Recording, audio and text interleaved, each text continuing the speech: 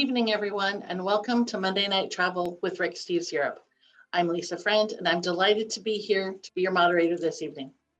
So please, put your travel dreams in the upright and locked position as I have the pleasure to introduce our tour guide for the evening, Rick Steves. Hey, Rick. Lisa, how are you doing? Happy St. Patrick's Day in a couple of days. Happy St. Patrick's Day to you. It was no accident that we decided to go to Ireland on this edition of Monday Night Travel. I've got my Irish flag up there. I've got my good bottle of Guinness I'm ready to pop open as soon as Stephen joins us. And we got a lot of travels coming your way. So thank you so much for joining us on Monday Night Travel. This is this weekly time when we all get together and enthuse about our travels. And I'm particularly enthusiastic right now because in just a few days, the end of this week, I'm going to be in London kicking off 40 days and 40 wonderful nights of travel around Europe. I'm going to be filming in and around London and Paris, and then I'm going to hit the ground and just do a lot of research with all of our guides and co-authors as we make sure that our guidebooks are right up to date so people can travel on those and enjoy maximum travel thrills for every mile, minute, and dollar. But right now, we're going to go to Ireland. We're going to celebrate Ireland, and I am joined by a good friend of mine who's waking up in the middle of the night to be with us, Stephen McPhilemy. Stephen, thanks for joining us. Thanks, Rick. It's great to see you again after 2 years. It's been a while. We've all been locked down and now we're traveling again. We'll talk more about your hotels later, but you've got a hotel in Switzerland and one in Dingle, and both of them are actually coming back to life now. Thank God. Things are pretty much back to normal. Summer's looking really good. 2 tough years, but both in Dingle and here in Lauterbrunnen in the Swiss Alps, things are looking really good.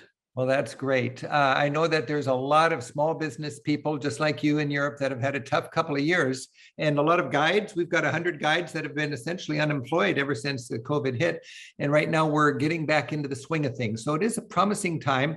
And every indication is that people are enjoying Europe. They're going over there, and Europe is loosening up its restrictions. And Europe is pretty enthusiastic about, being vaccinated and recognizing people's need to keep their distance and so on. And it's just an exciting time as we all get to travel again.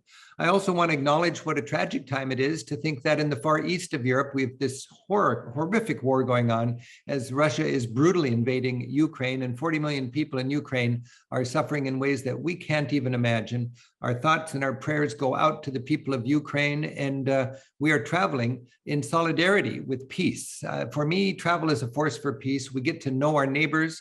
We get to celebrate the fact that there are different ways of living. Certainly in Ireland, you've lived through some troubled times, and you know that communities have to make room for each other. What's the feeling in Ireland about Ukraine? What is Ireland's response to the tragedy in Ukraine? I think people are just shocked, horrified. We have a history, of course, of a big neighbor oppressing us. That was a long time ago, but people have a lot of solidarity with Ukraine. And at the moment, we have received 5,000 refugees, but the plan is to receive and welcome 100,000 Ukrainian refugees. Wait, 100,000 Ukrainians will be welcome into Ireland? Yes, and the Irish government have put out an appeal for people to come forward and offer bedrooms, and for B&Bs and hotels and guest houses to offer accommodation to host these people who are fleeing the I am really inspired by that. I am so inspired by that. I mean, what is there, 5 million people in Ireland? Yeah, so 100,000 will be a big impact. And of course, yeah. Well, that's what Europe is very generous in doing, and the United States is stepping up as well. So, Putin underestimated the solidarity that we have in the world for sovereignty and freedom. And this is a difficult history we're living through. But when we travel, we really believe that we come home with that most beautiful souvenir, and that's a mindset where it's more important to build bridges and less important to build walls, so we can all learn to live together.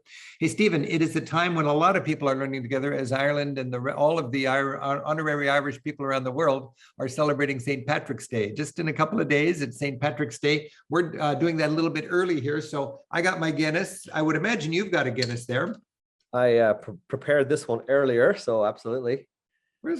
How can I get this thing open? I've got something screwy here about, there we go. Now I can open my Guinness properly. And I want to pour this thing. And then I want to have a nice toast to my friend, Stephen McPhilemy.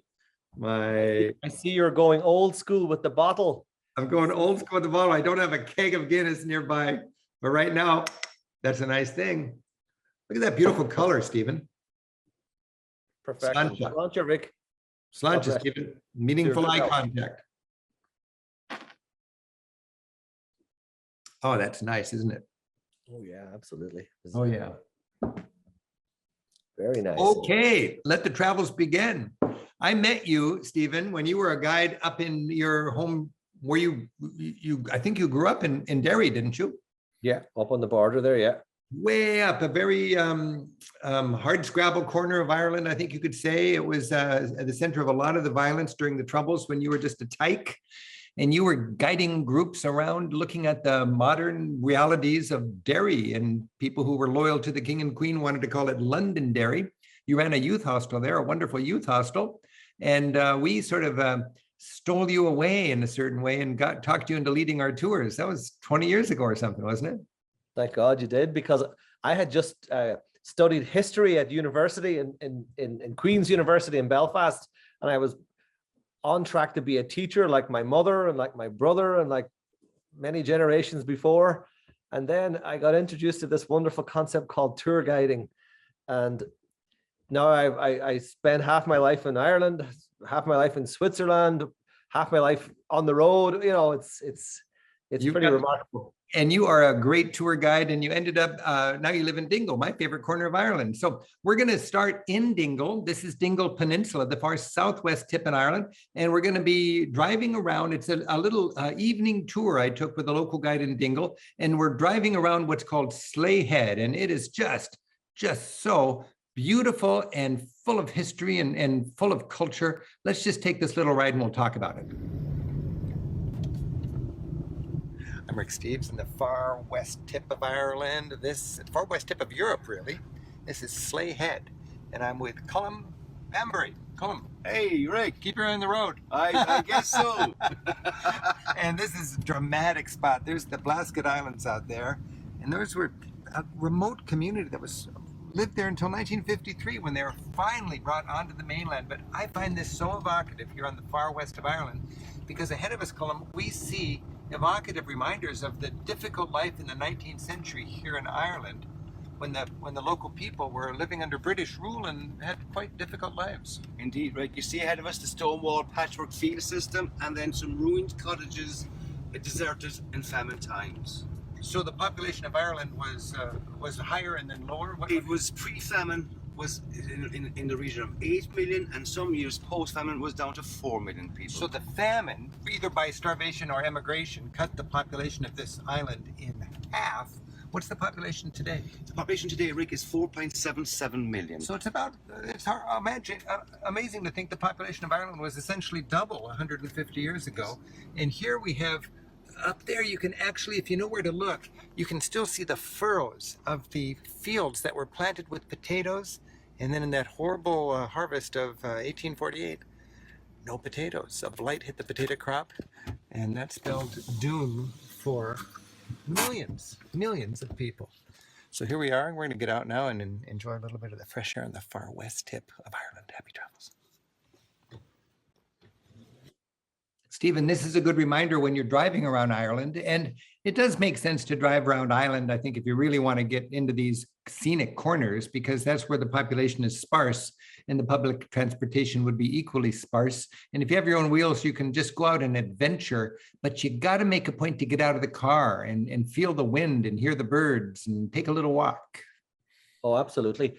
You know, you could drive that yourself there, and you need to get out. You need to make various stops along the way. You could do that in 45 minutes, but you're better to do it in 2 or 3 hours and get out and stop. If you have the time and the budget, hire a local guide like the excellent Colm Bambury there, or any of the great guys in Dingle, and get that local flavor, because these men and women have grown up there and their ancestors have grown up there, and they can give you lots of little extra information. And of course, Rick, what you're seeing there with the patchwork quilted fields is what Johnny Cash described as the 40 shades of green, because when he came to Ireland, he was inspired to write this song because he was blown away by the the 40 shades of green, and hence he wrote the song, and even mentioned Dingle in the first few lines of the song. It's so great. And for me, it's such a joy to be able to partner with guides like you and the guide I'm with in the video. And I can work on our Ireland book. And, Pat O'Connor and I have worked on this book. It's in its 20th edition now. And we do this drive that you said takes about 45 minutes, but we have it right down to the 10th of a kilometer narrating it, because I've had a chance to pick the brains of all the different guides and put it into this book so people can just take off and have that information just like that.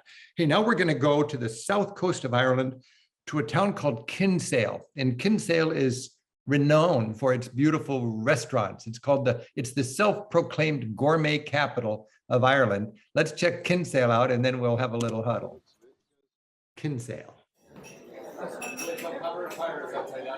Hi, I'm Rick Steves, and I was just sitting down at an amazing fresh fish lunch here in Kinsale in the south of Ireland, a place called Fishy Cafe.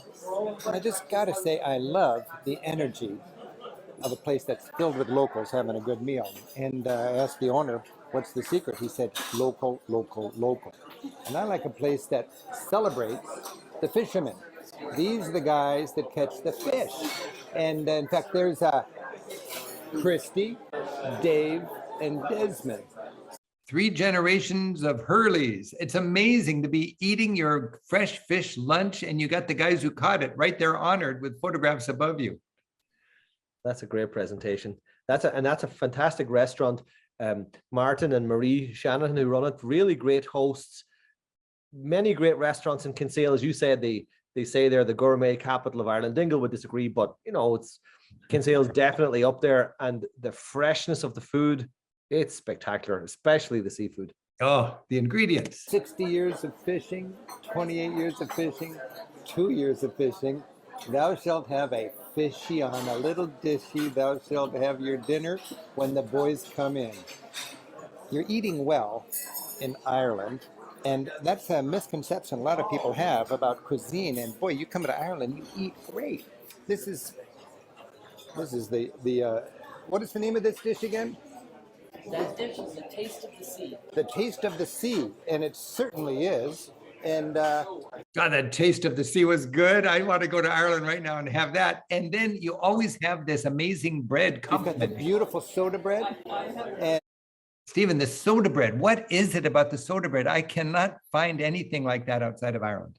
Well, the soda bread and all the food in Ireland, it's the ingredients, the freshness of the produce. When I was growing up, we always had these great ingredients, but we never had the imagination and the flair to present it in a wonderful way like it is now. And as you said, I think it's because people have traveled now and come back, and we have these wonderful creations. And at our bed and breakfast in Dingle, when we serve up the soda bread in the morning, 9 times out of 10 people ask us for the recipe. They're like, have you got a cookbook? Have you got a recipe book? I want to make this at home. The butter doesn't taste the same at home. And we're told that Ireland has very rich soil. It's rich in calcium. So the cows are grazing on this super tasty, extra rich grass, and therefore the butter, the milk, and the cheese. Oh, it's like cake. The soda bread. Tonight I wanted to think, what am I gonna eat like for Monday night travel? And I just got a little bit depressed because I cannot duplicate what I have in Ireland. I need to go to Ireland to celebrate this cuisine. So we're just looking at it on the video. But hopefully you've got a guidebook that can connect you with places where you can have a meal you'll never forget. I got to say, I'm heading off Friday. I'm going to be in Europe for 40 days and 40 nights. And every one of those evenings, I'm going to be with a local expert in 10 different cities, finding restaurants like this and sharing them with our travelers.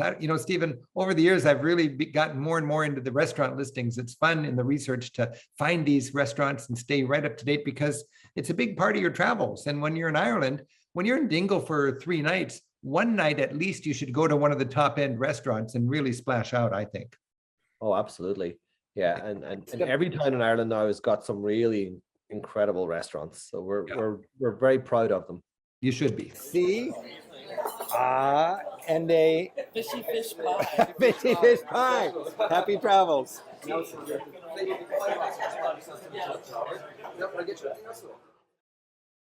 Okay, now we're going to go to I would imagine this is the most touristed site in all of Ireland? What would you think I'm talking about if I say this is the most touristed site?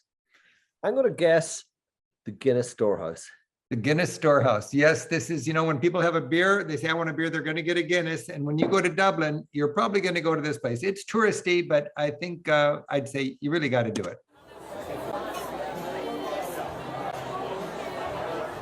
And I'm on top of a 7-story building they say is shaped like this glass of beer. And on the very top is the gravity bar. You pay 20 pounds to get in and you visit all the different levels. And at the top, your ticket for admission includes a nice pint of beer here to celebrate. The Guinness Brewery, and I'm Rick Steves at the top of the Guinness Storehouse. And this is a touristic experience. Got a lot of people having a good time. And when you go to this Guinness Storehouse, it's a 7-floor museum, all around 64 acres of beer-making expertise. And when you come here, you get, as part of your ticket, your 20-euro ticket, a pint of Guinness. And people are having a great time here at that 64-acre site. They produce, they say, 3 million liters a day. And about 1.5 million people come to this site every year. And probably half of these people are Americans who are just having a great time. They say the music they play here is pop, Irish rock, Irish pop. And we are on the edge of Dublin. And historically, the Guinness has come from the Liffey River. It's the water, they bragged about it, but now the Liffey is not quite pure enough to make the good beer. So now the water comes from the Wicklow Mountains. And there's the Wicklow Mountains. Those are mountains Ireland style. They're about as soft and gentle as the hit on your Guinness. And over in that direction, we see downtown Dublin. A lot of cranes, and that's indicative of economic good times. And it feels like economic good times right here. So if you're coming to Ireland, you might want to go to the Guinness Storehouse, and you might want to cap your visit with a pint of Guinness. And when you do that,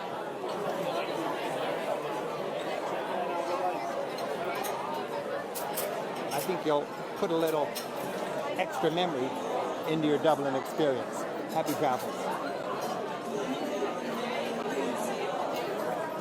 From Dublin. All right, Stephen, Slanchava. Slancharik, to your good health. Yeah. And do you drink this out of patriotic duty or because you love it? Both, but I genuinely do love it. And I have to say it tastes great at the Guinness factory. I've been there with Andy Steves on St. Patrick's Day, with American guests. I've actually been there probably several hundred times. And it's just a cool experience. And, once on national radio, I said that every Muslim must go to Mecca once in their life. Every tourist must go to the Guinness Storehouse. And you might not want to go there twice, but you should definitely go there once. And the Guinness do a really good presentation. And when the Queen of England, Queen Elizabeth, came to Ireland in 2011, she went to the Guinness factory. So, you mentioned my son, Andy. He had a tour program for students who were foreign study, and he would do the big festivals. So on Easter, they'd all go to Rome, and on St. Patrick's Day, you would help Andy host a big group of students in Dublin. And it just sounds like it was a wonderful time. And this must have been one of the highlights of that little weekend student adventure that you and Andy put on. Yeah, those were the days. And he and I would march in there with 100 people behind us, 100 American students heading for the Guinness factory. Those were good days. Those are good days. I'm so thankful Andy's on my team now. He's working with us at Rick Steves Europe. Hey, Stephen, now we're going to go to the Aran Islands. And you've gone there many times from the big city on the west coast, Galway. You drive to a little port town, and then you get on a big sort of a ferry boat that's impervious to the waves generally, and you just crash through the surf all the way to the Aran Islands. How would you set up in a nutshell, the Aran Islands that we're going to see right now? Well, it's the complete opposite of the Guinness Storehouse for a start. And if you envisaged Ireland as a traditional place with stone walls and thatched cottages and donkeys in the fields, well, this is the spot. And it really authentic. The Irish language is spoken there by native speakers. If the sun is shining, it is a paradise. And the sun was shining for us. Let's check it out. Ireland lies at the far west of Europe, and we're exploring the far west of Ireland. Starting on the remote Aran Islands, we cruise to Galway, hike the rugged Burren, and marvel at the cliffs of Moher before venturing to Dingle and finishing on Great Blasket Island. We're beginning here on Inishmore. At 8 miles long and 2 miles wide, it's the largest of the 3 Aran Islands. It's also the most populated, interesting, and visited.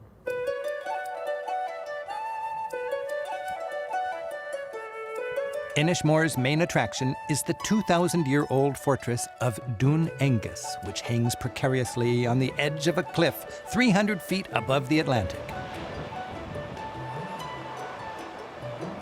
The concentric walls of this mysterious Celtic fort are 13 feet thick and 10 feet high. As an added defense, effective even today, the fort is ringed with a commotion of spiky stones called Frisian soldiers. Sticking up like lances, they're named after ancient soldiers who used a wall of spears to stop a charging cavalry. Little by little, as the cliff erodes, the walls of this circular fort fall into the sea below. Dún Aengus can be mobbed by day trippers, but since we spent the night, we're here early, and the place is all ours. I cannot stress the importance when you spend the night, take advantage of those magic hours before the tourists get there, early in the morning and dinner time and later. That's when you get these magical places all to yourself. I make a point to be all alone here, where the crashing waves below seem to say, you've come to the very edge of Europe.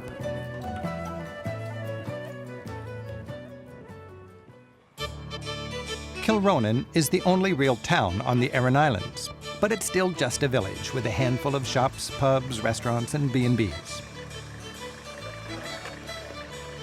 Kilronan huddles around its pier, where groups of backpackers wash ashore with the landing of each ferry. Bring cash. There are no ATMs on the island.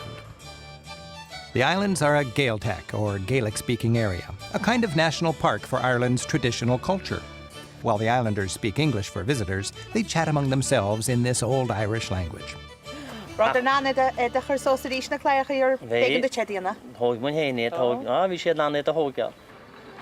Gaeltachts, Kilronan has an abundance of folk traditions and music. The Ragoose dance show gives visitors an intimate look at Irish hard shoe or step dancing, accompanied by traditional Irish instruments. If you were here in earlier generations, you'd see step dances like these at a country crossroads, with neighbors dancing around a fire to whatever instruments showed up.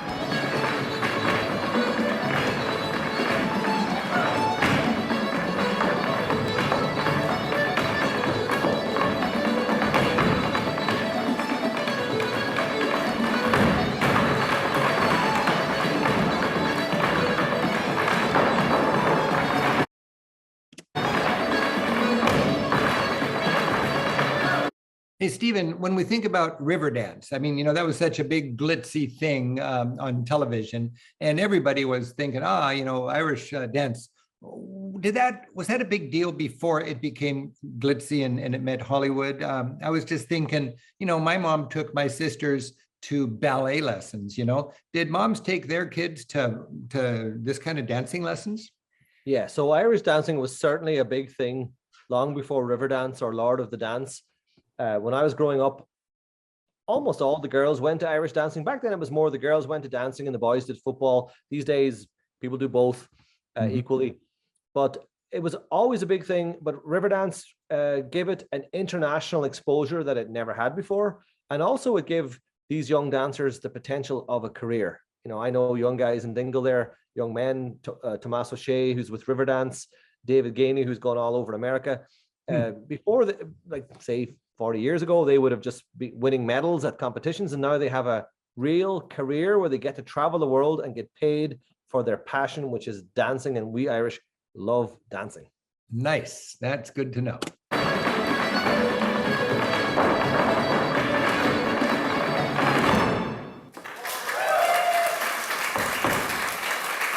Woo! Colin in Scotland taught me how to do that little yelp after music like that. Do you do a yelp like that in Ireland? Yeah, you're encouraged to do a few nice yelps of delight.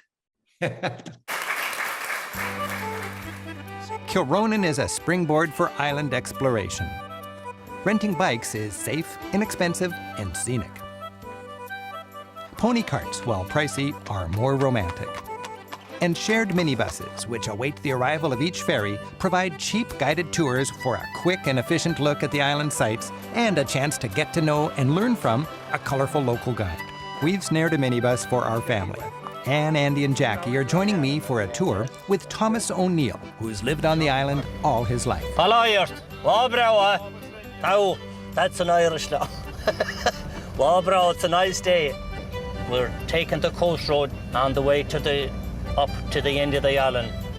You know, just to hear Thomas's beautiful accent and to have the twinkle in his eye, any tourist can do that when they land on the island just by hiring one of the farmers that has the sideline of taking people around on their minibus tours. Absolutely. And for me going there as an Irish person, I love listening to our native language spoken by a native speaker. I grew up in a part of Ireland where we learn Irish in school because it's compulsory, but not that many people really speak it. And to hear him speak it so fluently and naturally, it's really beautiful. That is great. And you want to connect. This is the cool thing about this kind of tourism. You connect with all the people we've met are small business people, you know, in the restaurants, on the tour buses, in the bed and breakfasts. These are small business people that love their work and they love to connect. It's a nice day, huh? Couldn't be any better, huh? 800 islanders live in 14 hamlets with 3 elementary schools and 3 churches. Many families own small detached fields where they keep a few cows. Sheep are too much trouble. There's a stark beauty about these islands and the simple lives its inhabitants eke out of 6 inches of topsoil and a mean sea. Precious little of the land is productive. Until the advent of tourism, people made a precarious living from fishing and farming. 6 inches of topsoil and a mean sea. There's so many powerful stories of how the Irish have eked out an existence in very difficult corners. Oh, can you imagine leaving there during the famine in 1845 and after a arduous voyage ending up in the Bronx or Chicago or... Yeah, it's so powerful. You got to know the context before you go, and you got to know where to go to experience and walk in those fields and remember what Ireland has lived through. They're shifting them now from field to field. He's going half a mile with them maybe to another field. The field are so scattered here. The rocky fields are small, divided by hundreds of miles of dry stone wall.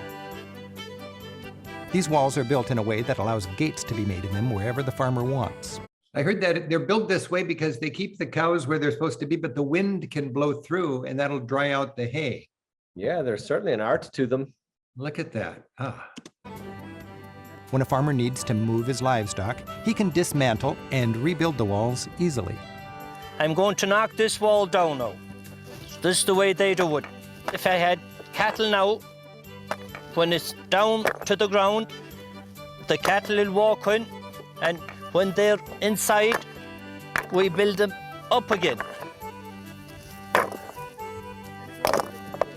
We're not trespassing here. This is Thomas's field, and there's plenty of work to be done while the sun's out. That's my hay there now. That's okay. Jackie, come on, help me. Andy, can you help me? So, you stacked it up anticipating rain, right? That's right. It's wet, and I'll have to scatter it around to dry it before I'll put it in the shed. Okay, so tonight this will be dry. Yes, tonight this will be dry. And tomorrow it's Weetabix for the cows. Tomorrow, no, I won't use it until winter.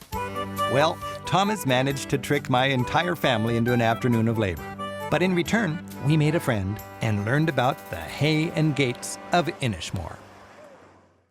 A couple of centuries ago, when the English took the best parts of Ireland in the east, they told the Catholic locals to go to hell or go to Connemara.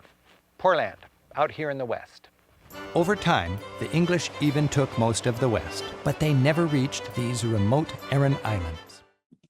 There are so many experiences. You know, Stephen, when we take groups around, you know, like you're doing, you're signed up to do a bunch of Rick Steves tours in this coming season, aren't you? How many tours are you doing? I'm going to do 10 of the Heart of Ireland tour, which is basically the Rick Steves 1 week special. So it starts in Ennis, goes to Dingle, goes all through the heart of Ireland and finishes in Dublin. It's a great tour. So starting in Ennis, would most people fly into, what's the airport on the west of Ireland? Shannon? Do they fly into Shannon? They have the option of flying into Shannon, or these days, because our public transport is quite good, they can fly into Dublin and just take a train or bus. Yeah. So you're getting the countryside, you're getting the great Dingle Peninsula, and you're getting the capital city in a nice week. Yes, and right through the middle, through Tipperary, including the beautiful Rock of Cashel. Nice. Oh, I love the Rock of Cashel. And if you do the big tour is 2 weeks, isn't it? Yes, and the reason that 2 week is extra special is that it gets to include the north. And for me, that's really important. And it gets to include Donegal, Connemara, Galway. So it really includes the other half of the island as well. Yeah. And I just love, philosophically, I feel like that's the complete look at Ireland. You get a look at the north, where you were born and raised, and the Republic, which is 80% of Ireland. Yeah. And it is, you got to see the whole package. And it is easier and more rewarding than ever, I think. So I'm just really thankful that you'll be leading a bunch of tours. How do you say thank you in Old Irish? 4 words, Goro Mahagot, Goro Mahagot. And we say it quickly and together, Goro Mahagot. Goro Mahagot. So Slancha and Goro Mahagot for leading our tours around Ireland. Oh, it's Falcher Road. You're welcome. And I want to say Goro Mahagot. I'm getting pretty good at that. Now I know 2 words in Gaelic. Gora Mahagot, I want to say to our crew at Monday Night Travel, we could not do Monday Night Travel, and we've done it 63 times now. Actually, 126 times, because every time we do it twice. And that is just such a delight to be able to look forward to every Monday. And our crew gets Monday Night Travel well organized and just doing beautiful. It's Gabe, it's Lisa, it's Julianne, and it's Ben. Ben was in Russia. He was taking a 1-year break to study abroad. It's tragic. So many tragedies coming out of this Russia-Ukraine thing. And all of these young people whose foreign study dreams were committing time to learn about Russian culture and how we can work together. And they've had to leave Russia. Thank goodness Ben and all of his friends who are students studying in St. Petersburg were able to get out of the country in time. And they got out in time, and now they're studying in Helsinki instead of St. Petersburg. But Ben is doing fine. I know a lot of people on Monday Night Travel miss Ben, and he'll be back after a few more months of his studies. But I'm going to be heading off to Europe later this week for 6 weeks. And going forward, I'll probably drop in once a month to host a Monday Night Travel episode. But Monday Night Travel will be the domain of Lisa and Gabe and Julianne and Ben. And we've got great shows coming up. Next week, we're going to Tuscany with Roberto Becchi. The week after that, we're going to Portugal with Cristina Duarte. There's so much fun that we're going to be having on Monday Night Travel. So make it part of your week. And right now, I want to remind you, if you want to see any of these Ireland clips in their entirety, I set out, remember, Stephen, you were so helpful when we filmed these shows quite a few years ago. I set out hoping to get 3 scripts on Ireland. And after doing our studies and taking one of our Best of Ireland tours, I realized it's got to be 4 shows. So we have 4 shows, that's 2 hours of Ireland. And you can watch that anytime you're dreaming of Ireland. You can go to ricksteves.com, go into the TV section. You can see a lot of Stephen McPhilemy in those shows because he was my sidekick during these shows. And if you wonder what you should do in Ireland, sit down with your travel partner and watch all 4 of those shows and then decide what looks good for you. It's all accessible. You can take a Rick Steves tour that would cover most of the 2 hours that we lay out, but you could also use that as your template and do it on your own. I also want to remind you that in the chat widget right there, you've got links to everything of interest that we're talking about during this Monday Night Travel episode, including links to Stephen McPhilemy and the hotels that he run. And then in the Q&A section, you've got a chance to ask a question, and Gabe is in there answering questions and organizing the questions, and Lisa will be lobbing these hardballs to Stephen as soon as we're done with this video, and then we'll hear from Stephen answering your questions. Right now, Stephen, we're going to go to an amazing countryside palace or castle in the town of Cong, C-O-N-G, And we're going to have one of these experiences that you have when you take a tour. And this is Falconry. We're going to see this, and then we'll just get a few words from you, Stephen, afterwards. But here we are walking through a landscaped sort of forest, doing this traditional sort of, it's a sport, but it's also a livelihood. This is how they would go out and scavenge food. They'd take their falcon out and come home with a bunch of squirrels. Here we go.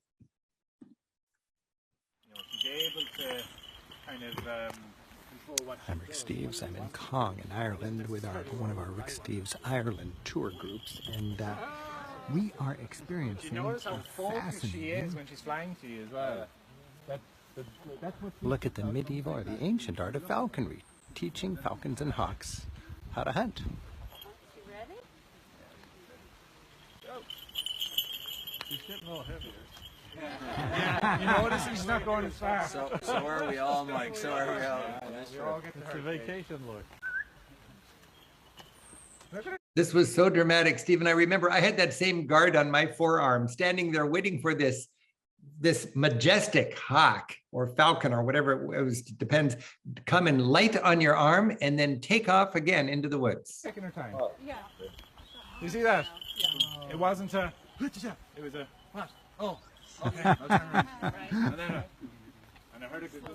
That was a slow motion bad. Yeah. This is just a good example of all of the amazing experiences you can have when you know how to get the most out of each country you're visiting. Again, I'm Rick Steves, joining a Rick Steves tour of the best of Ireland. Just outside of the beautiful town of Cong, C-O-N-G, on the west of the Emerald Isle.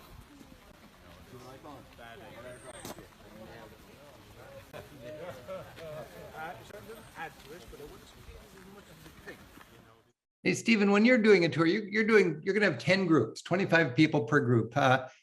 You're offering up every day these kind of lifelong memories. What is that like for you? I mean, that must be very gratifying to take people to have this falconry experience. Oh, absolutely. Every day people are on holidays, so they're on vacation, they're in good mood, they want to learn, they pay good money to learn and to see and explore. And as a guide, we get to introduce them to and connect them to these wonderful experiences. Falconry's been in Ireland since the 12th century. It's not a new thing. The Normans brought falconry into Ireland. All the Norman knights had a falcon and a hawk to catch their food, but also for sport. And these birds of prey have been native to Ireland for centuries. We have a golden eagle, the golden eagle that was hunted to extinction in 1912. Now it's back. So falconry also helps with the conservation of birds. So it's a real privilege to get to connect visitors to these historic Irish experiences. And you say historic and experiences. Next up, we're going to go somewhere else. It's a short walk from your your guest house hotel in Dingle. Do you recognize this, Stephen? Oh, that looks like a Dingle Crystal whiskey decanter.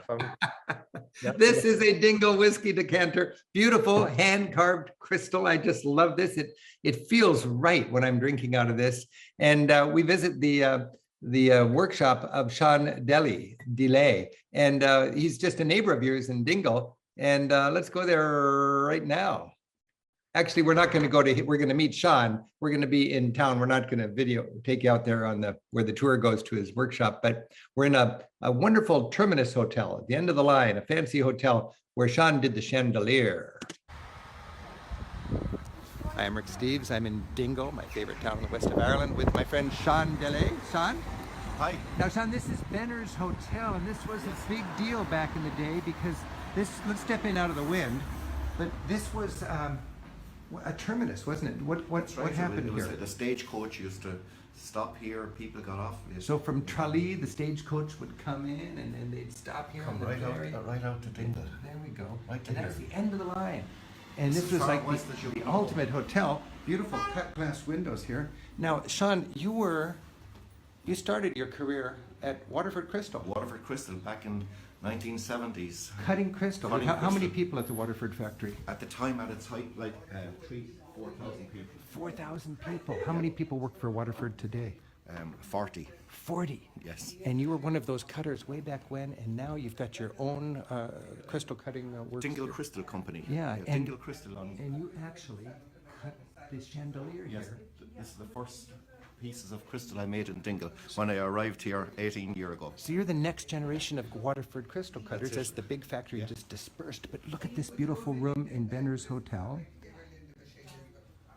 And think about 100 years ago when the stagecoach would come in. And what I love is they've recognized your work with a little plaque. And it says Chandeliers by Chandelier. And it's just amazing coincidence, but in French, the word for chandelier is Chandelier. chandelier. And your parents had no idea They had no you'd be the idea. last crystal cutter standing in Ireland. Happy travels. That is such a fun thing. Hey, Stephen, I remember going to the Waterford Crystal Works. It was a beautiful tour. It was a big factory. Is it closed up now for visits? No, it's back in operation again. It's it's a shadow of its former self, but to be fair to them, they've got organized and brought back many of the former staff, and they're going again. A lot of Americans are very familiar with Waterford Crystal as a brand, icon, and when they come to Ireland, I always like to say to them, well, yeah, you can go to Waterford Crystal if you like, but we can also bring you to people like Sean Daly, and you can see, or as you would say, Chandelier, and you can bring guests into his authentic little workshop and watch him and his sons and his daughters cut the crystal. And then that night drink a whiskey from his crystal sitting in a bar, and you turn around, who's sitting beside you but Sean Daly? So you're like, oh, this is perfect. That's the thing about Ireland. Ireland is one small village. I mean, everybody seems to know everybody, and everybody is interested in everybody. There's so much interconnectivity. I think that's part of the beauty of Ireland. I just can't get enough of it, and it makes the troubles all the more poignant. As you mentioned, a full tour of Ireland includes the north. You're from the north. We love to take our groups up to Belfast. I was on one of our Ireland tours more recently with Declan, and it was very interesting for me to check back in with how the city of Belfast is doing, because Belfast has had quite a resurgence in popularity, and it seems to be doing great, but it still has that hard history. Here's a little visit that we make with our tours in Belfast to the Wall that separates the Protestant and the Catholic communities.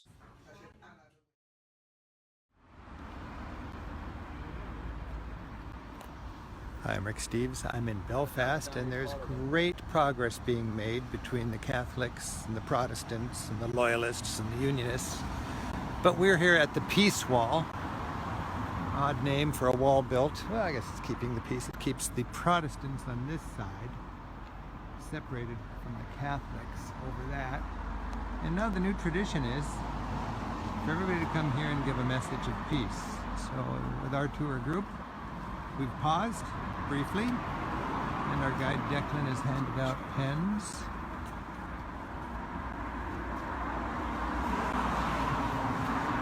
And we get a chance here to give our thoughts about peace.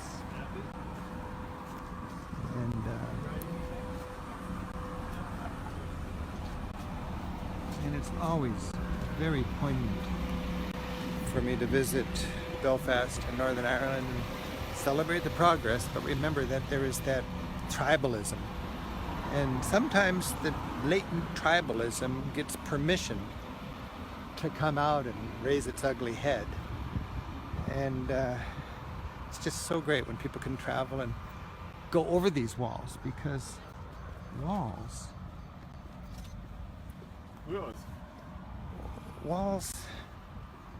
keep people apart, and that means people can't talk, and that lets hate and fear be more powerful than it should be.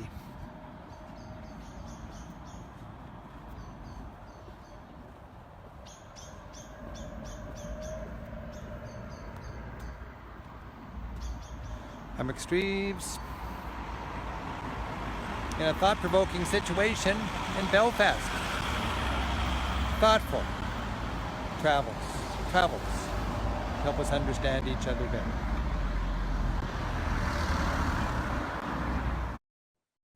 You know, Stephen, it just occurred to me when I was there across the street, there was a big stack of pallets that made a huge bonfire ready to be lit. And this was before the marching season when the angry forces of the Protestant communities, and I hate to say Protestant and Catholic because it's not a religious struggle. It's just the community that came from England happened to be Protestant and the people who lived there first happened to be Catholic. So we think of it as Protestants versus Catholics, but it's those cultures having the difficult situation put upon them by English imperialism when they planted Protestants from Scotland, basically in Ireland. But there was this big bonfire ready to happen. And as I've been listening to myself talk this evening on all these little clips, I keep using the word poignant and I keep using the word evocative. It's something about Ireland. It's just very thought-provoking. I need a bigger vocabulary, but there's a lot of poignancy. And I often wonder, I've been doing this now for 40 years, is this, I can remember the Cold War and I can remember Leon Uris and the Troubles, I can remember the hunger strikes and the horrible times in Ireland. Is that old news now, or is that something that still is a current affair that we should be mindful of? I would love to say that it's old news, but I can't say that. I don't think that is real. There are a lot of people who would say that's old news. For example, in Belfast, the #1 tourist attraction now is the Titanic Visitor Centre because the Titanic was built there. But it's important that travelers to Ireland know that Ireland may be a paradise, but it's no utopia. And there's a lot of gritty reality there. And if you're not interested to see that, well, you're not really seeing the entire picture of Ireland. Yes. And I'm very proud that we've always gone north and brought visitors there for better or for worse.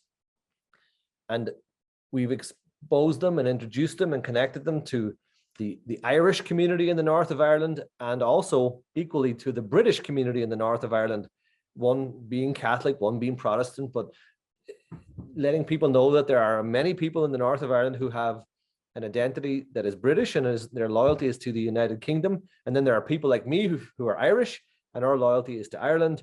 And there are many people, the majority of people who wish to live in peace and harmony.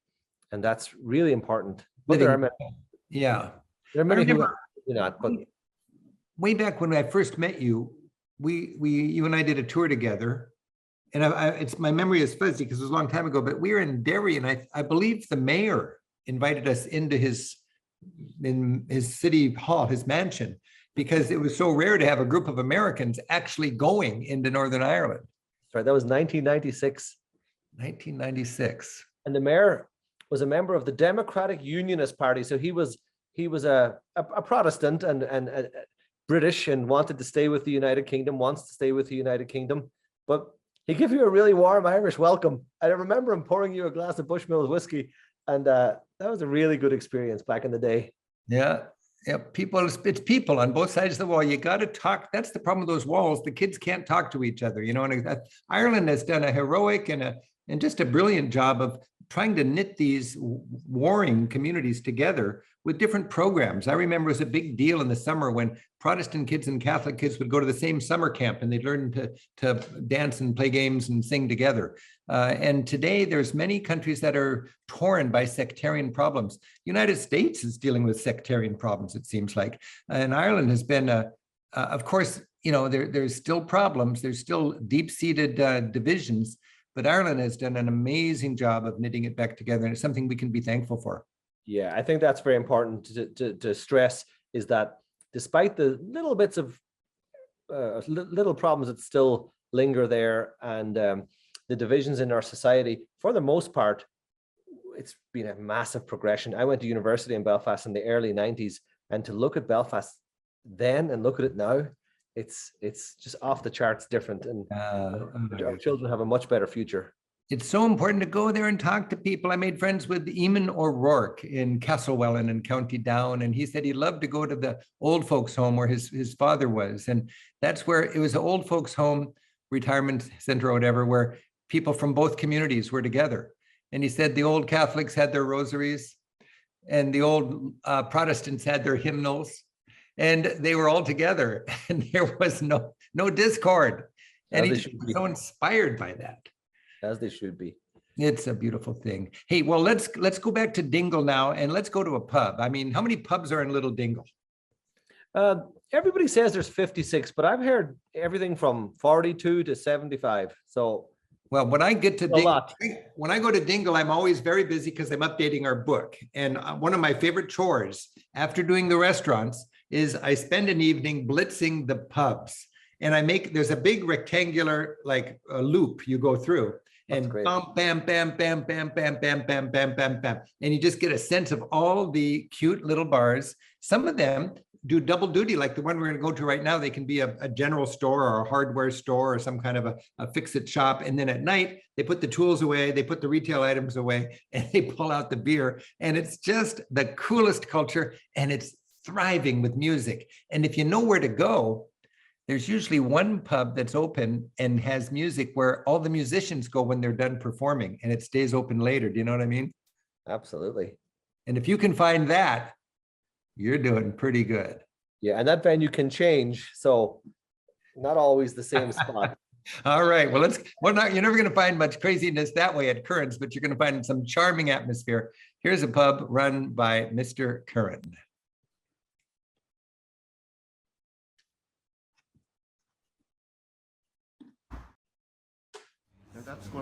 I'm Rick Steves. I'm in Dingle at one of the best pubs, James Curran's pub. This is Curran's.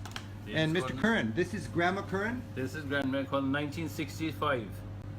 And that's she lived to be over 90 years of age, and this is her behind the shop on bar. So this is the same place This right is now, the same and you're the place. grandson. Yes. And those very shelves used to have cookies and jam and cigarettes. sugars and caps and cigarettes and socks. And socks.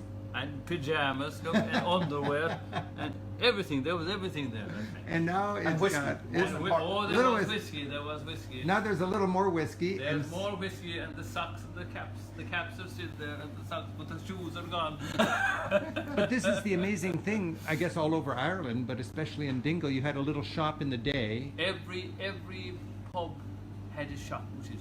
They wouldn't survive without. So they would something pay else. one rent for two businesses, really. Yeah, they own the premises mostly. Okay, so but Now they they're rented. they would sell leather or stockings They sold, yeah, or whatever. They all had something else. And people would hang around after hours and have a beer. Yeah, and a lot of the pubs were closed maybe earlier in the night. Oh, okay. And some were never closed. And today, over time, the beer and the alcohol is sold a little better than the pajamas and the socks. Yes. It's all. And we can come tonight and enjoy some That was music. the office. That was the office. That was the office. A little bit of traditional music here at night. Yeah, traditional music, it happens here. And then we go on to the next that. pub. Yes. Thank you. Take care. Very good. So you can go all through town every night, just around the block, and drop into pubs like that, talk to friendly people, and enjoy the Irish culture. Happy travels. There's the street of Dingle. Wasn't that a cool little visit, Stephen? Oh, that's great. Dingle is the best pub crawl in the world. I've been to any number of pub crawls, but just amazing. Like if you have a village with 56 pubs, about 20 of them are some of the best pubs on the planet, and it's just brilliant. You go for music and food and friendly people. And my business partner Patrick got married in January in Milltown House. He's American. He's from California. He's Irish American.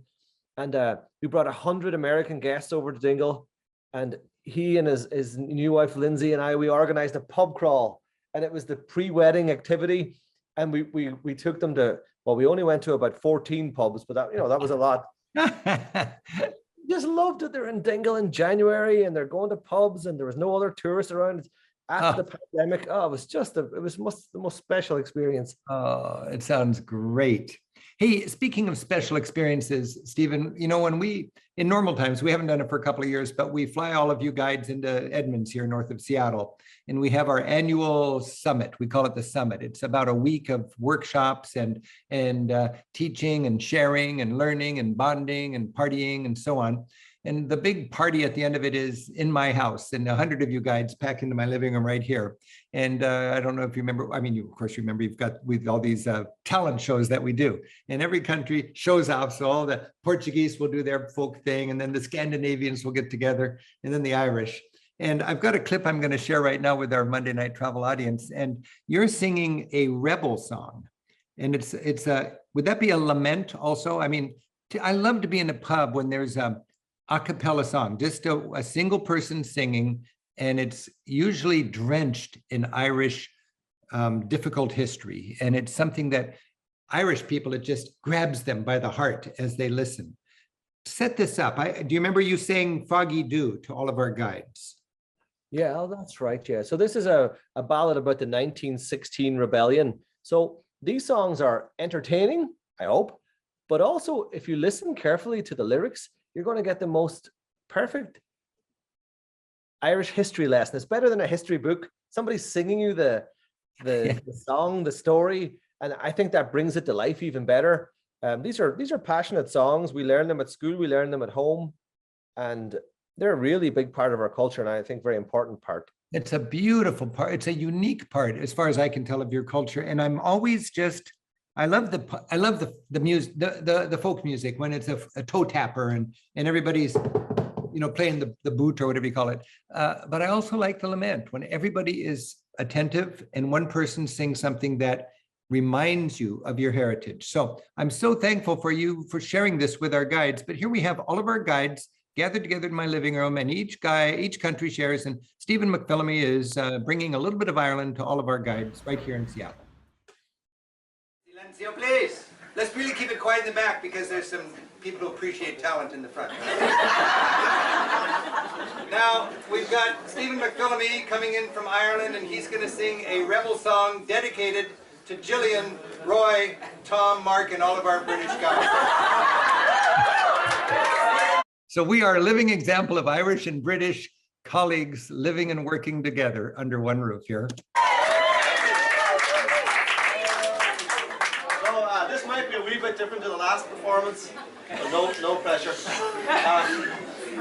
This is a rebel song. In 1916 we had a rebellion in Dublin. We had thousands of rebels and we were going to fight the British Empire, but then the British Empire fought the German Empire and the Turkish Empire. And they said to the Irish rebels, why don't you come and fight for us against the German and the Turkish Empire? And all the Irish nationalists did, except 1,000 stayed in Dublin and fought the British. And on the day of the rebellion, there was a foggy dew, like a cloud, not a drunk Israeli. D-E-W.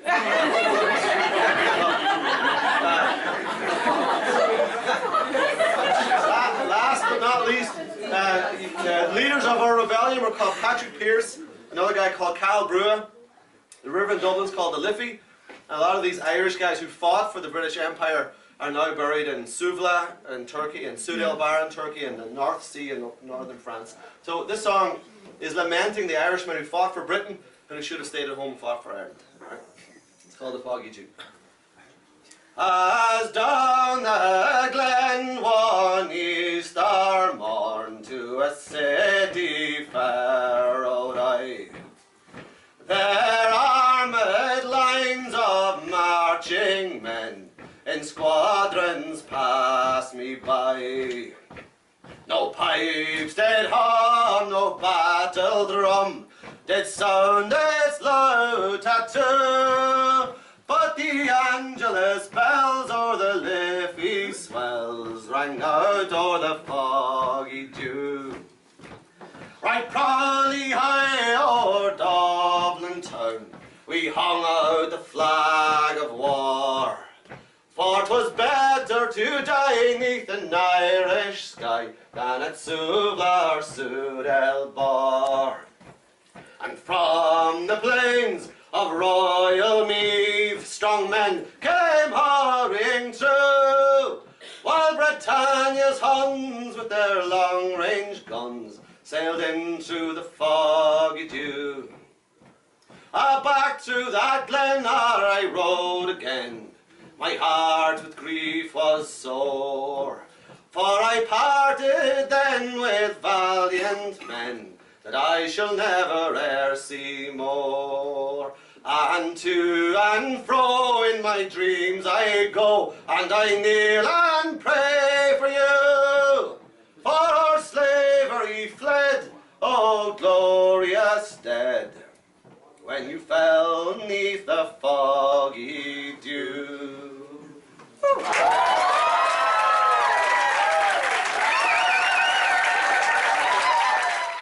Whoa, Stephen, that was beautiful. Wasn't that a great moment? That was a good moment, yeah. God, ready for war. They don't write songs like that anymore. No, they sure don't. A lot of my friends prefer lyrics like "Hit me, baby, one more time." That was, well, Ireland has some powerful history to sing about, I'll tell you. And it's great that it stays alive through the music and that whole scene. And, as we were looking at all these guides, 100 wonderful, hardworking, passionate teachers, tour guides from must be 15 different countries around Europe in that same room. I thought we are lacing ourselves together in a way where we could never go to war against each other. And I thought this is the spirit of the Erasmus program in the European Union, that, they take taxpayer money from into Belgium, and then they invest it in helping fund students and professors to go and study and teach in other countries. So everybody mixes it up. And when you mix it up, you get to know each other and you become less afraid of each other and have more empathy for each other.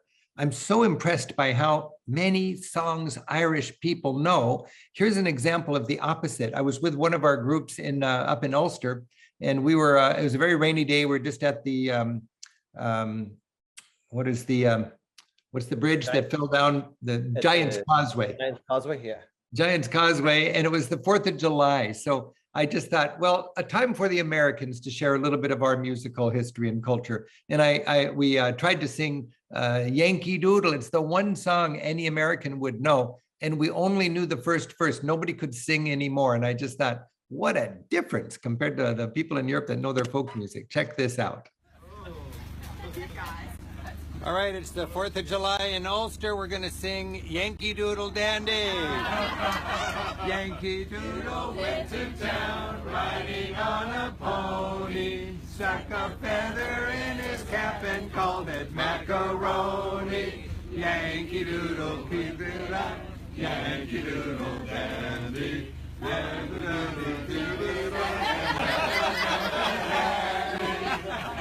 Okay, we need an Irishman to give us the lyrics, I guess. Happy 4th of July.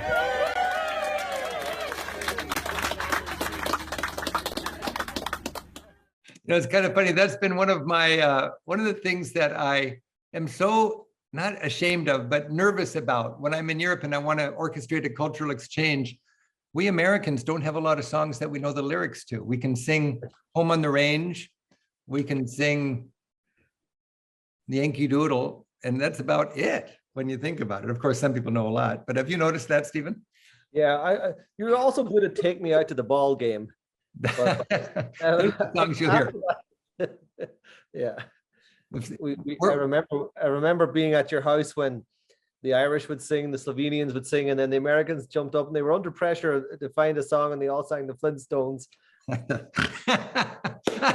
Flintstones. There you go. Oh, well, we've got other things that we can shine in, but not remembering our folk tunes.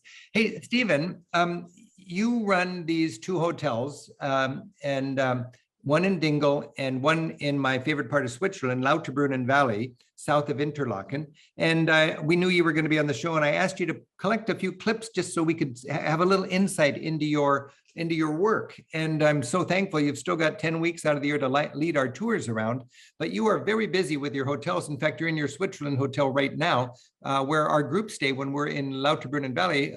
Thank you for putting these clips together. I want to share this with, I love the way you weave the culture together with the hotel experience. And that's something I really like about staying in small hotels. So here we have a quick look. Stephen put together just a collection of clips for his hotel in Switzerland and his hotel in Dingle. The links to the hotels are in the chat section. Grüezi miteinander. Stephen McPhilemy here in the Alps, outside my hotel, Hotel Oberland in Lauterbrunnen.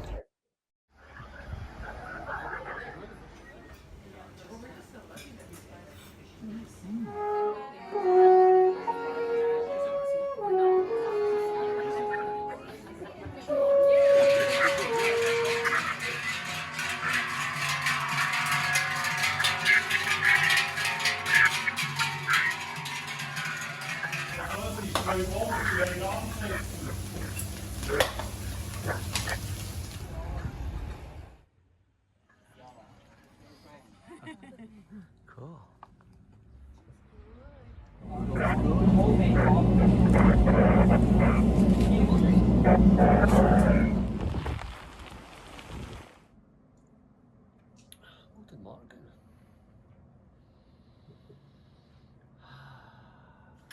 Wow, this is just a wonderland. Look at Lauterbrunnen in the winter. Oh, true. True. Good boy. Let's go. Good boy. Good boy.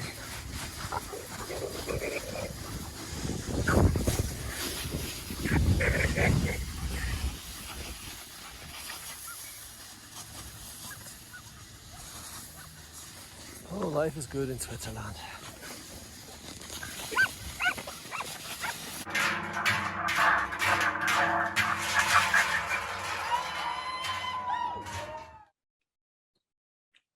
Get Ruby needs to get in there. I've got lots of them.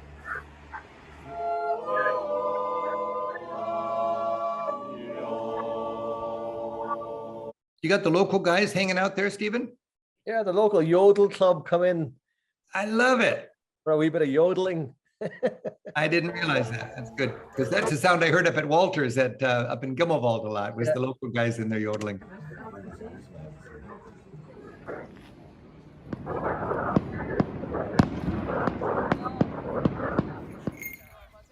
So now we're in Ireland, in Dingle Peninsula.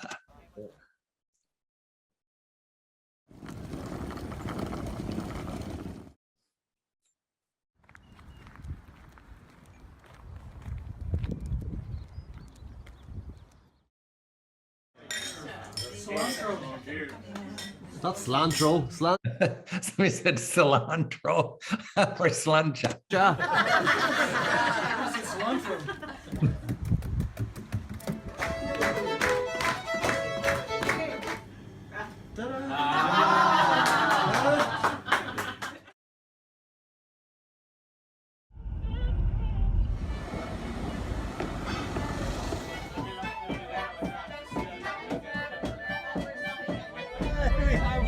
I can't catch fish.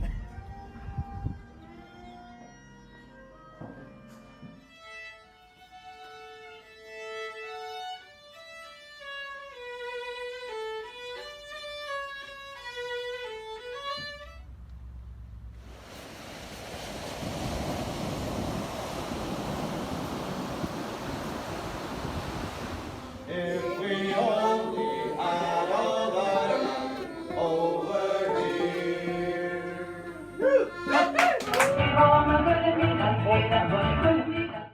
All right. Hey, Stephen, thank you so much for interrupting your night and getting up in the wee hours to celebrate all of our mutual love of Ireland. I'm so glad things are clicking back into action for you with your tour guiding and with your hotels. My pleasure, Rick, and thanks for a good life as a tour guide. We've been through many adventures together, and it's been a good road. It has been a great road, and I'm so thankful I bumped into you up in Derry so many years ago and decided to steal you away and get you on board as one of our really beloved tour guides. So, hey, Lisa, it's time for some questions, I would say. Yes, it is. Before we get to our questions, could we please have a word from our sponsor? Well, yes, we can have a word from our sponsor. We're brought to you this evening by a company called Rick Steves Europe. That's 100 hardworking travelers plus 100 guides in Europe. And together, we do what we can to turn your travel dreams into smooth and affordable reality. And we're kind of happy right now because for 2 years, we've been birds with clipped wings, and now we are free to travel again. It seems like we're gingerly coming out, and we've got the vanguard of the post-pandemic tourism starting up right now. We've had 10 tours that have had a great time in Europe. We've got 990 tours yet to do this year. Most of them are sold out. We're very thankful that we've got probably 90% of our seats sold, but there's still plenty of seats available, even on Stephen's tours. Stephen's got 10 departures for the core of Ireland, the 1 week Ireland tour. And if you go to ricksteves.com and look into our tour page, you'll see which departures are available, 40 itineraries all over Europe, and lots of great guides like we've enjoyed tonight. So that's a word from our sponsor. I'd love to hear a word from our travelers now, and we can find out a little more about Ireland from Stephen. They have been very active this evening. And the first one I want to ask is from Joyce, and she would like to know how Brexit has affected the borders between the Republic and Northern Ireland. Well, Brexit had a huge impact economically and socially, but also, of course, politically, because it raised tensions, and it also created a new dynamic for a possible united Ireland in the future. There are a lot of people like me who wish for a peaceful reunification of Ireland, where Protestant, Catholic, British, Irish will all come together and work peacefully together in harmony and equality. And Brexit has created a dynamic for that. And the reason it has created that dynamic is Scottish nationalists are looking for another referendum to maybe break away from the United Kingdom, or to break away from the United Kingdom. And if that was to happen, there would be no United Kingdom anymore. And loyalists and unionists in Northern Ireland, their focus, their priority is to remain with the United Kingdom. But if there was no United Kingdom any longer, what happened? That creates the dynamic that there would be a potential united Ireland, or a referendum for a united Ireland, and through peaceful means in the future. So Brexit certainly had a big impact. But I need to be honest, then the global pandemic came, and now we have war in Ukraine, and it makes Brexit almost a forgotten situation temporarily, but hasn't gone away, of course. You know, is it my understanding, Stephen, that Scotland narrowly voted to stay with the United Kingdom when the United Kingdom was part of the EU? And Yes. then the United Kingdom pulled out of the EU with Brexit. That's what Brexit's all about. And now you have a fair case to make in Scotland that they voted on something that was not what they were ultimately going to be living in, is that it's the United Kingdom, not part of the EU. So if they wanted to do a retake on that election, they'd have a case to make. Exactly. So Scottish nationalists are now saying that referendum was based on the United Kingdom staying with the United Kingdom as part of Europe. The United Kingdom is not part of Europe now, so give us another referendum. So rightly or wrongly, that would be their argument. And it's a very interesting one for the future. Because if I was a Scottish nationalist, it would be an easier pill to swallow to stay with London if London was part of the EU. Yes, well, yes, of course, most Scottish nationalists would just prefer to break away from London. Of course, yeah, but I'm saying if you had to swallow that pill, yes, it'd be easier to do it with London as part of the EU. Absolutely, yes. So we'll see what the future brings, but certainly Brexit, just before the pandemic, was the #1 issue on everybody's lips because of the economic impact and the political impact as well. Thank you. Very interesting answer. Matthew says, Rick has said the Temple Bar in Dublin is full of stag and hen parties and other tourists. Is there a more local neighborhood with good pubs in Dublin that you would recommend? Oh yeah, there's loads. There's an area on the north side, for example, called Talbot Street, where there's a pub called the Celt. It just happens to be one of my favorites, and it's local people, some tourists as well, of course. Nothing wrong with tourists. Some tourists there, lots of locals, all listening to Irish music, but you don't have the stag or hen parties there. I think the problem these days is that when tourists come to Ireland, they're told they perceive that they must go to the Temple Bar, and as a result, they don't really venture out of that area and go to other neighborhoods. But on the north side, there's Talbot Street. On the south side, you've got loads of streets just off Grafton Street with really authentic pubs, and yeah, there's lots of other options as well. So they're just as central, they're just not as well advertised and noisy. Yeah, and they're 5 minutes walk from Temple Bar. Yeah, there you go. Thank you. I love the Celt. Let's see. And speaking of traditional music, Miles is wondering, for traditional music, how can you find spots where there is singing versus instrumental only music being played? Yeah, that's a tough one. There's a lot of people who just prefer the instrumental. I personally like a balance of both. I love to go to a bar where there's instrumental and there's they'll stop and have a song, or they'll have both together. So you really just got to ask when you get when you're on the ground in Dublin or Galway or Dingle or the north.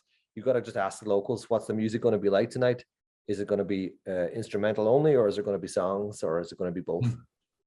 But you'll only find that out when you get there, because it changes all the time. You know, I was, if I could bump in with a question, I'm always curious how the scene changes and which town is hot for trad, traditional music. In my understanding, generally it's Dublin, Galway, Ennis, Doolin, and Dingle. Would you say those are still 5 great places to go for live traditional folk music? Oh yeah, absolutely. They're the top spots. Mm-hmm. And then one example too, like you have Nelligan's pub in Dingle, which is renowned for traditional music, but they'd be, I'd say you'd focus on a lot of instrumental stuff with fiddles and flutes and accordions, music boxes, but they will always stop for a lament or a lovely song, and especially in the Irish language. So you get both. You just got to check out who's performing on the night. Thank you. To bring it down a little bit, Barbara asks, Fungi was your local celebrity in Dingle. He's been gone for over a year. Is there a place to leave flowers or a memorial? And for our viewers, who is Fungi? Well, Fungi is the legendary dolphin who came into Dingle in the early 80s and was there for 40 years and unfortunately left. Not going to say he died because there's no evidence of that, but he left. And we have a statue to him in the middle of Dingle, which was donated by an artist from Santa Barbara, California. So for me, that would be the #1 spot to leave a tribute for Fungi the dolphin, would be at the statue to Fungi the dolphin in the middle of Dingle. Great. Melissa writes. Hopefully he'll be back. Yes, I refuse to believe anything else. Fungi. Well, wait a second, do dolphins live 40 years? I think they live to 45. Really? Yeah. Okay, so maybe there's hope. It's an old Fungi. I think he's off the coast of Mallorca, just having a little retirement. He went south. He got tired of the weather. Melissa asks, she has 2 days in Derry but won't have a car. Do you have any favorite day trip recommendations for her? Oh yeah, so there's so in Derry, 2 days, don't have a car. My two best options will be to take a trip up to the Giant's Causeway. You can do it by public transport easily, or you could ideally hire a local guide who take you up in their car, or you can also consider going over to Glenveigh National Park in Donegal, which is very nice. And the way to go there, public transport could work, but you'd be better off going with a local guide. There's an abundance of really good quality local guides in Derry who will focus on the North Coast, Giant's Causeway, and also with equal expertise will focus on Donegal. Two very beautiful areas to explore. And I would ask you, Stephen, because I love the efficiency of a 1-day minibus tour where you share the cost and it's put on, by the local youth hostel or whatever. Or Rabbi's tours in Scotland are a big deal, Would there be a possibility of a 1-day minibus tour that would lace together all the sites of the Antrim Coast from Derry? Generally, they go from Belfast.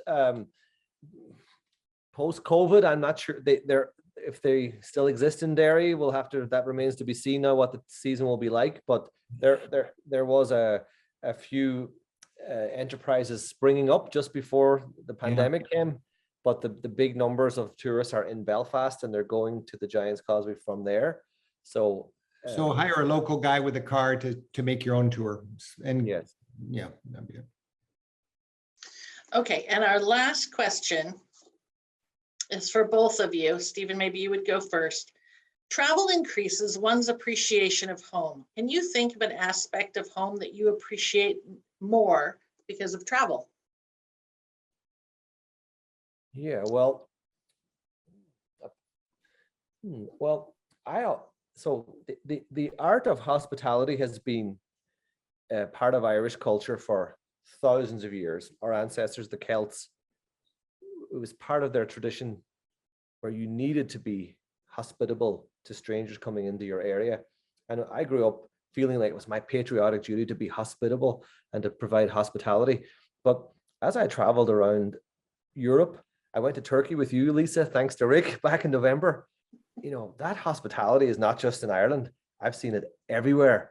And it makes me appreciate the hospitality at home even more as well, but also makes me very, very privileged and very proud to see that hospitality is in all cultures. That's nice. Well, that's a great question. What do I appreciate more about my home after traveling? You know, I'm not thinking about Ireland now, but I'm just thinking of traveling in general. When I go to all sorts of distant lands, when I get home, I realize what a blessing it is to live in a corner of the world where there's a lot of trees, where we have a well-educated populace, where we have, in relative terms, good government and reasonable bureaucracy without a lot of overt corruption, and where we have population sparsity. There's a lot of places that are so densely populated that have no trees and whose governments are just overrun by corruption. And that breaks my heart. So it's all relative, and we've got a lot of problems. But when we get home, you realize you got a lot to be thankful for. And it doesn't just happen. It happens with people who are good stewards of their democracy and people who contribute to it. And if I can just bring that back home to the importance of travel and good guiding and reaching out and celebrating the world in all its diversity, we come home more thankful than ever that we have this corner of the world to call home, but also better citizens of this entire planet, which I think is a great byproduct of travel. Hey, Stephen, thank you so much for being with us. I've enjoyed every minute. It's good crack, as you guys like to say. And in a couple of days, you'll be celebrating St. Patrick's Day, and so will we here. So let's get a jump on that. Sláinte, Rick. Sláinte, Lisa. And I just want to remind everybody, Monday Night Travel is the place to be. I'm going to be tuning in from Europe. I'm going to be in Europe for the next 6 weeks, but Lisa and Gabe and Julianne and Ben are going to be running the show while we are just dreaming on. So happy travels. And right now, happy travels in your dreams to Ireland. Take care. And I want to remember, we like to close out with a few bloopers, because if you're not laughing at yourself, you're trying too hard to be perfect. Travel is full of mistakes. It's full of bloopers. It's full of fun. Here we go. Hi, I'm Rick Steves. You know that? Hi, I'm Rick Steves. You're up through the back door? That's right. Hi, I'm Rick Steves. Hey, how you doing? Pretty good. How you doing? Hi, I'm Rick Steves. Get ready to experience Dublin, capital of the longest and blah, blah, blah, blah. Ireland is dotted with evocative reminders of these. The people of Munich voted too. I find it to be the most scenic. This tower is considered the oldest structure in Ireland made with mortar in one of this country's. The retired Mayor Noosh said, I can do that. I can do that. This bed is about 500 years old. It's built high because, I don't want to say cause, it took big money to build the structures that we travelers admire so many centuries later. Or it may have had a practical function to support the crossbeam. Nobody knows. I find this part of the country the most rich, cultured, good-looking, and enjoyable, without any question of a doubt. Back when the rest of Ireland was just rutting in the mud, this place, hi! Or to help ease pagans into Christianity. It could have, but wonderfully rugged and raw and unrefined. I'm Rick Steves. Thanks for joining us. See you next time.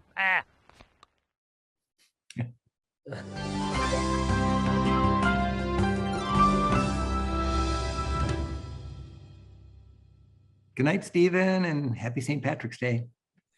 Hawaii. Good night, Rick. Good night, all. Good night, Lisa. Good night, Stephen. Good night, Rick. Thank you, everybody, for joining us. We hope to see you next week.